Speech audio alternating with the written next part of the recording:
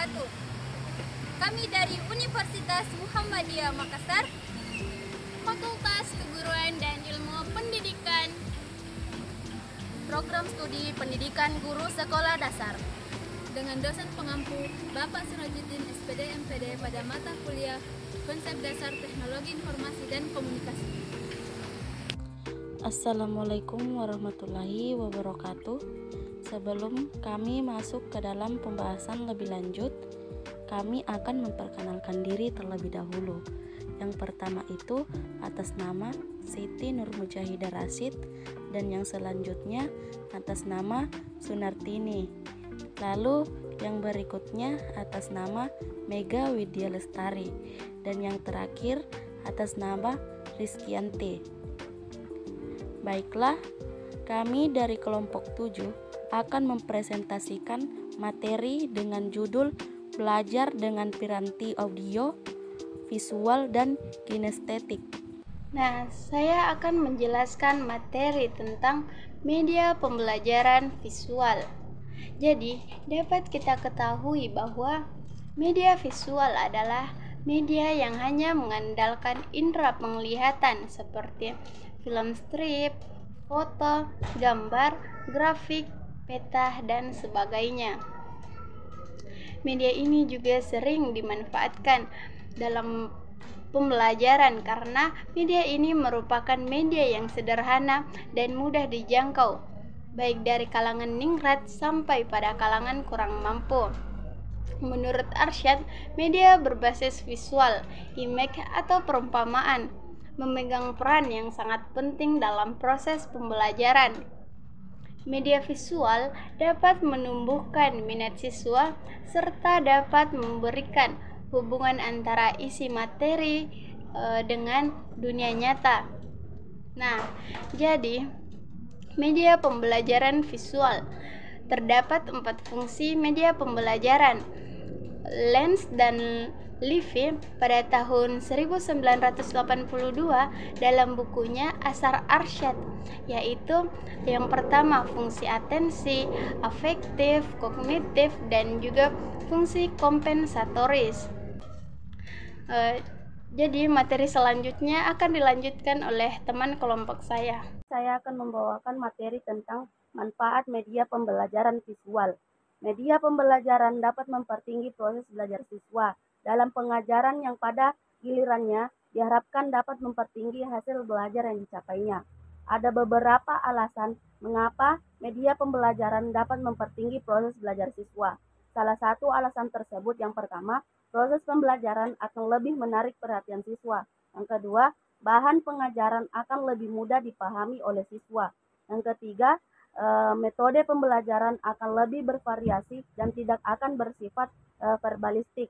Yang keempat, siswa akan dapat melakukan aktivitas karena siswa tidak hanya mendengarkan, tetapi juga dapat mengamati, mendemonstrasikan, memerankan, dan lain-lain. Dan yang selanjutnya yaitu jenis-jenis media pembelajaran visual. Cukup banyak jenis dan bentuk media pembelajaran visual yang dikenal di dewasa ini, dari yang cukup sederhana sampai yang berteknologi tinggi, dari yang mudah dan sudah ada secara natural, sampai kepada media yang harus dirancang oleh guru sendiri. Banyak kebudayaan di dunia yang memberikan pengaruh terhadap masyarakatnya menjadi sangat sensitif dan memiliki kapabilitas untuk memahami pesan melalui rangsangan visual atau indera penglihatan. Macam-macam media visual. Yang pertama itu gambar atau foto. Fungsi media gambar adalah mempermudah pendidik dan peserta didik dalam proses belajar mengajar. Pembelajaran dengan menggunakan media pembelajaran seperti media cerita gambar dapat meningkatkan kemampuan membaca siswa. Terus yang kedua, diagram. Diagram adalah suatu media visual yang digunakan untuk memaparkan atau menerangkan suatu data yang akan disajikan dalam bentuk gambar. Sehingga pengajian materi dalam bentuk diagram dapat mempermudah memahami isi dari materi yang disajikan. Karena diagram berfungsi untuk menyederhanakan suatu persoalan yang kompleks menjadi sederhana dan simpel sehingga dapat memperjelas dan penyampaian pesan atau materi pembelajaran. Yang ketiga, peta konsep.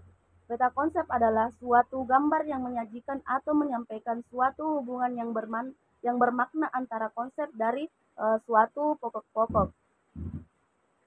Materi tersebut dihubungkan dengan suatu kata penghubung sehingga membentuk suatu posisi yang dapat dijabarkan lebih luas mengenai materi tersebut. Yang keempat, grafik. Grafik adalah media visual yang berupa garis-garis dan penyajiannya menggunakan titik-titik atau garis-garis untuk menyampaikan informasi statistik yang saling berhubungan. Grafik sebagai media belajar berfungsi untuk memperlihatkan perbandingan informasi kualitas maupun kuantitas dan tidak membutuhkan waktu yang lama dalam memahami materi tersebut dan sederhana sehingga mempermudah peserta didik dalam memahami materi tersebut. Mungkin itu saja. Prinsip-prinsip penggunaan media pembelajaran visual. Ada beberapa prinsip umum yang perlu diketahui guru untuk penggunaan efektif media berbasis visual. Yang pertama, berbentuk sederhana. Yang kedua, menekankan informasi sasaran sehingga pembelajaran dapat terlaksana dengan baik. Yang ketiga, gunakan grafik untuk menggambarkan ikhtiar keseluruhan materi. Yang keempat, hindari visual yang tak berimbang. Yang kelima, tekankan kejelasan dan ketepatan dalam semua visual. Yang keenam, warna secara realistik digunakan untuk mengarahkan dan membedakan komponen-komponen. Dapat kita simpulkan bahwa prinsip pokok yang harus diperhatikan dalam penggunaan media digunakan dan diarahkan untuk mempermudah siswa belajar dalam upaya memahami materi. Kriteria pemilihan media visual. Yang pertama, media yang dipilih hendaknya selaras menunjang tujuan pembelajaran yang telah ditetapkan. Yang kedua, aspek materi menjadi pertimbangan yang dianggap penting dalam memilih media. Yang ketiga, kondisi siswa dari segi subjek belajar menjadi perhatian yang serius bagi guru dalam pemilihan media yang sesuai dengan kondisi anak. Yang keempat, ketersediaan media di sekolah atau memungkinkan guru mendesain sendiri media yang perlu menjadi pertimbangan seorang guru. Yang kelima, media yang dipilih seharusnya dapat menjelaskan kepada siswa secara tepat dan berhasil guna. Yang keenam, biaya yang akan dikeluarkan dalam penggunaan media harus seimbang dengan hasil yang dicapai. Pemanfaatan media pembelajaran audio dan radio. Belajar tidak selamanya bersentuhan dengan hal-hal konkret, baik dalam konsep maupun faktanya. Bahkan dalam realitasnya, belajar seringkali bersentuhan dengan hal-hal yang bersifat kompleks, maya, dan dibalik realitas. Karena itu, media memiliki andil untuk menjelaskan hal-hal yang abstrak dan menunjukkan hal-hal yang tersembunyi. Banyak jenis ICT yang dapat dimanfaatkan sebagai media pembelajaran. Ada yang berbasis komputer, ada yang berbasis televisi, ada yang berbasis telepon yang berbasis audio. Media dengar atau media audio adalah alat media yang isi pesannya hanya diterima melalui indera pendengaran saja. Pengembangan dan pemanfaatan sumber belajar yang dapat menunjang dan mempermudah kegiatan pembelajaran merupakan upaya yang perlu dilakukan dalam peningkatan mutu pembelajaran melalui pengembangan model pemanfaatan program kaset audio interaktif. Program kaset audio interaktif didesain sedemikian rupa sehingga peserta didik dimungkinkan dapat terlibat secara aktif dan terus-menerus berinteraksi dengan guru radio. Mengingat pembelajaran yang harus selalu bersifat interaktif, artinya peserta didik dapat memberikan respons setelah mendengarkan program audio. Media audio juga dimanfaatkan untuk hampir semua topik, tipe belajar dan setiap ranah, seperti kognitif, afektif, psikomotorik, dan interpersonal. Program keset audio interaktif dapat dimanfaatkan di dalam kelas di bawah bimbingan guru.